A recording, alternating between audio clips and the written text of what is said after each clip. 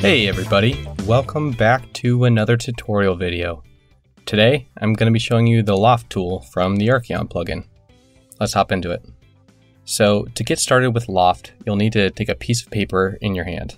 This acts kind of like the axe from World Edit. Loft works by connecting lines together, so this is what I have laid out in front of me. You don't have to have the entire line blocked out, but I just have it here for visual reference. The emerald blocks represent left clicks, and the redstone represent right clicks. Now, to connect these two lines, I'm going to left click the emerald block of the blue line, and then right click the redstone on the opposite end. And that is going to be our first frame. Then, I'll go to the purple line and left click its emerald block to start our second frame. Left clicking starts a new frame, and right clicking just continues it. Then I'll right click its opposite end, and then we have two frames with 2 points each. You'll notice that flame particles started to show up when I start on my second frame. That's normal, it's just a visual tool to help. Now that I have my loft area selected, I'll use the command //loft space set space white underscore wool. And look at that, a perfect connection between the two. If you don't like a point that you set, you can use the command //loft remove. That removes the last point that you selected. You can do the command again to remove the next point, and so on. To clear the entire selection, just use the command //loft clear. But what happens if we add a third frame? I have the same two lines from earlier, but I just added one more. I select my frames going from left to right, and look at that. Once I added the third frame, my loft selection started to curve. If we set it to white, it has a parabolic pattern.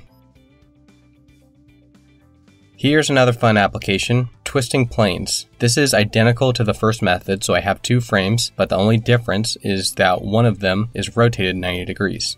If I select them and then I set my loft, the result looks like a piece of paper that's just being twisted. Your frames don't have to be straight lines either. Here I have two curvy lines. To make a curved frame, you want to left click at the end and then right click at each inflection point, which is where the curve changes direction, and right click at the end as well. And then I set my loft and boom, looks kind of like a sheet of paper. I like using this technique when making flags especially. One of my favorite ways to use loft is for roofs. I've gone over this in another tutorial. You can get really unique shapes really quickly with it. My method is laid out right here. I have three curved frames that show the general outline of how I want my roof to look. And instead of filling it in by hand, I'll left click the end of the blue line on the emerald block and then right click the redstone blocks along it. You probably don't have to select as many points as I do here, but I find that the more points you have selected, the smoother shape that you'll have. I'll do that for the other two lines, left clicking on the emerald and then right clicking on the redstone. And then I'll set my loft. If you aren't happy with the results, you can always clean it up by hand, and I will usually do that 95% of the time. Once I have my loft set to white wool, I'll select the entire area, and then I'll stand on the roof center point, and then I'll do //copy, look in the direction that I want it to flip, do //flip, and //paste -A. And there we go. We've got an easy roof that has a lot of character.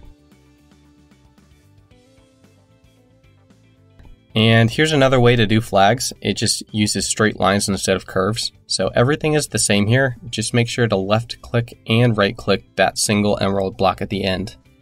And you can have a lot more than just a handful of frames. Here, I want to make a corkscrew-like pattern. To accomplish this, I've arranged these lines so that all of the emerald blocks spiral at the same rate in the same direction. And the same goes for the redstone blocks.